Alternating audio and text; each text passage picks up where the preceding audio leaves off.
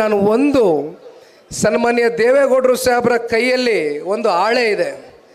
ಆ ಆಳೆ ಒಬ್ಬರು ಈಗ ತಾನೇ ಯಾರ್ಯಾರು ಸ್ಟೇಜ್ ಮೇಲೆ ಪ್ರಮುಖ ಮುಖಂಡರುಗಳು, ಶಾಸಕ ಮಿತ್ರರು, ಮಾಜಿ ಶಾಸಕರು, ಜಿಲ್ಲಾಧ್ಯಕ್ಷರು, ಎಲ್ಲ ಪದಾಧಿಕಾರಿಗಳು ಯಾರ್ಯಾರಿದ್ದಾರೆ ಅಂತಕ್ಕಂಥದ್ದನ್ನು ಬರೆದಿದ್ರು.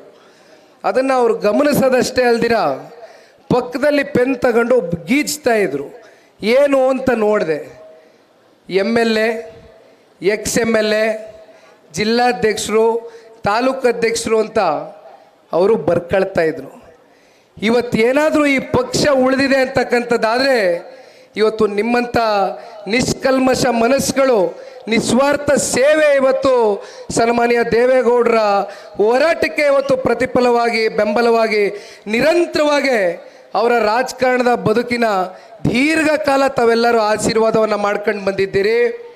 ಈ ಪಕ್ಷದ ಕಾರ್ಯಕರ್ತನಾಗಿ ನನಗೆ ಒಂದೇ ಬಯಕೆ, ನಮ್ಮ ಕಾರ್ಯಕರ್ತರು ಸನ್ಮಾನ್ಯ ದೇವೇಗೌಡರು ಸಾಹೇಬರಿಗೆ ಈ ವೇದಿಕೆಯಲ್ಲಿ ನಿಮ್ಮ ಮನಸ್ಸಿನಲ್ಲಿ ಇರ್ತಕ್ಕಂಥ ಮಾತನ್ನು ನಿಮ್ಮ ಪರವಾಗಿ ಒಬ್ಬ ನಿಷ್ಠಾವಂತ ಕಾರ್ಯಕರ್ತನಾಗಿ ಈ ಒಂದು ವೇದಿಕೆಯಲ್ಲಿ ಸನ್ಮಾನ್ಯ ದೇವೇಗೌಡರು ಸಾಹೇಬರಿಗೆ ಒಂದು ಮಾತನ್ನು ಕೊಡ್ಲಿಕ್ಕೆ ಬಯಸ್ತೇನೆ. ಸನ್ಮಾನ್ಯ ದೇವೇಗೌಡರು ಸಾಹೇಬರು ಭಾರತ ದೇಶ ಮತ್ತು ನಮ್ಮ ಕರ್ನಾಟಕ ರಾಜ್ಯ ಕಂಡಂಥ ಅಪರೂಪದ ಒಂದು ವ್ಯಕ್ತಿತ್ವ, ಅಪರೂಪದ ನಾಯಕರು.